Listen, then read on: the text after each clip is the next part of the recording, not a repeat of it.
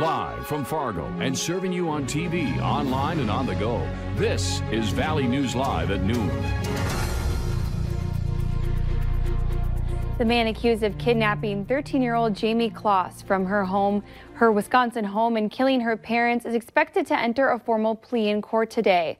21-year-old Jake Patterson is charged with intentional homicide, armed burglary, and kidnapping and faces life in prison if convicted on the murder charges. He wrote a letter to a Minneapolis television station saying he intends to plead guilty.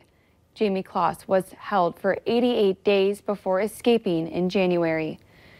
It's 12:01. Let's take a live look outside right now with a cloudy and foggy Wednesday ahead of us. Will we see the sun again soon?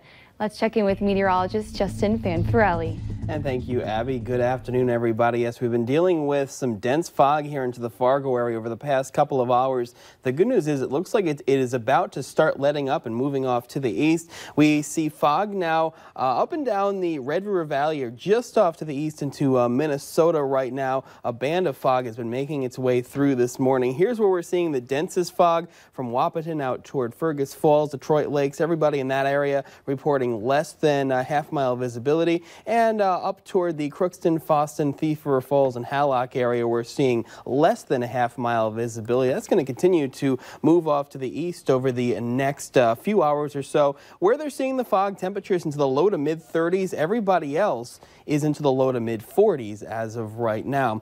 Now, other than the fog, we are seeing mainly clear skies. We actually could see a few peaks of sun surrounding the valley, and that's going to be the story through this afternoon, with temperatures topping off in the low to mid-40s. Now, we've got more sunshine over the next 7 days, but cooler air is on the way.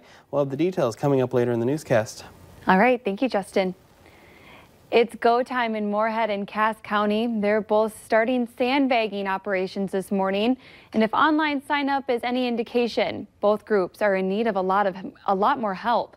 The spots are stockpiling sandbags ahead of what could possibly be a major spring flood. Here's how to get in on the action. If you or your group can step up for the flood fight in Moorhead, call 218-299-5300 to volunteer, or you can go online to sign up.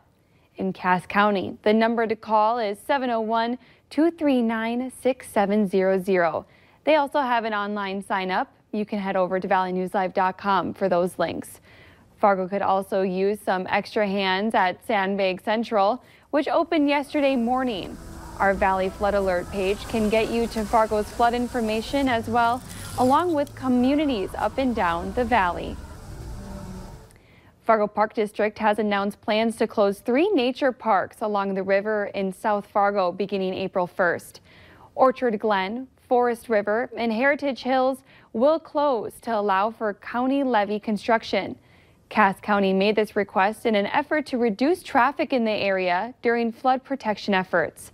The nature parks will remain closed until flood levels subside. For more information, contact the Fargo Park District at 701-499-6060. Governor Doug Burgum and emergency services officials are touring areas along the Yellowstone River in western North Dakota today after flooding forced many people out of their homes. Ice jams on the Missouri and Yellowstone rivers caused sudden rises of water levels. The Red Cross is advising people to have an evacuation plan and an emergency kit. They're also reminding people to never drive across flooded roads because you could get washed away or hit a washout caused by floodwaters.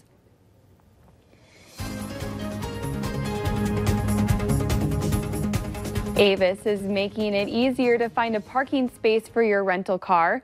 The rental car company has teamed up with Arrive, a mobility solutions company, to add a new feature to its app that makes parking more simple.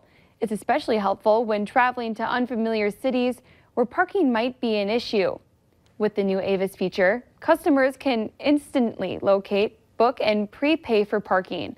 The app also features remote car locking, making it one less thing to worry about when you're on the go. Robert Kraft, the owner of the New England Patriots, now says he will fight solicitation of prostitution charges rather than take a plea deal offered by Florida officials. He was supposed to be arraigned there tomorrow, but he has waived that hearing and his lawyers are asking for a jury trial. Overnight, NFL Commissioner Roger Goodell spoke out about the scandal.